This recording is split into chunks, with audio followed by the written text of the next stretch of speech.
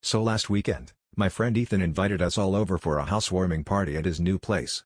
He's always been a bit of a neat freak, so I expected the usual: spotless countertops, color-coded bookshelves, maybe a plant or two that looks suspiciously plastic.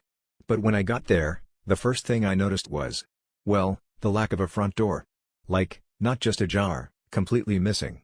I figured maybe he was getting a new one installed or something, but when I asked, Ethan just shrugged and said, "Doors are just barriers, man. Minimalism is about removing obstacles." Undeterred, I stepped inside, where the concept of less is more had clearly gone off the rails.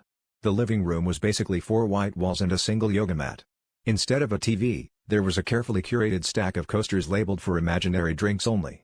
I tried to hang my jacket up, but the closet was just a rectangular outline drawn in pencil on the wall. At this point, my friend Sarah leaned over and whispered, "At least he kept the bathroom, right?"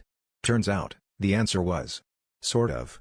The bathroom door was gone too, replaced by a polite sign that said, "Please respect the void."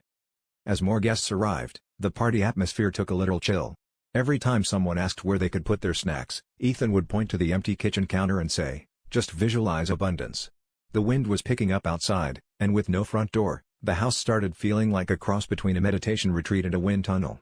Chips were flying off plates, napkins were doing laps around the living room, and at one point, Ethan's dog just stared mournfully at the spot where his bed used to be before it was decluttered for clarity. By the end of the night, everyone was huddled together for warmth, sharing stories about the objects they missed most from Ethan's former, less minimalist life. As I shivered in my coat, Ethan raised his glass, well, his hands, he'd donated all the glasses, and said, "Thanks for coming, everyone. I hope you enjoyed the fresh air." I couldn't help myself. I looked around at the barren room, the gale blowing through the entryway, and said, "Honestly, Ethan, this isn't a housewarming party. It's just a draft."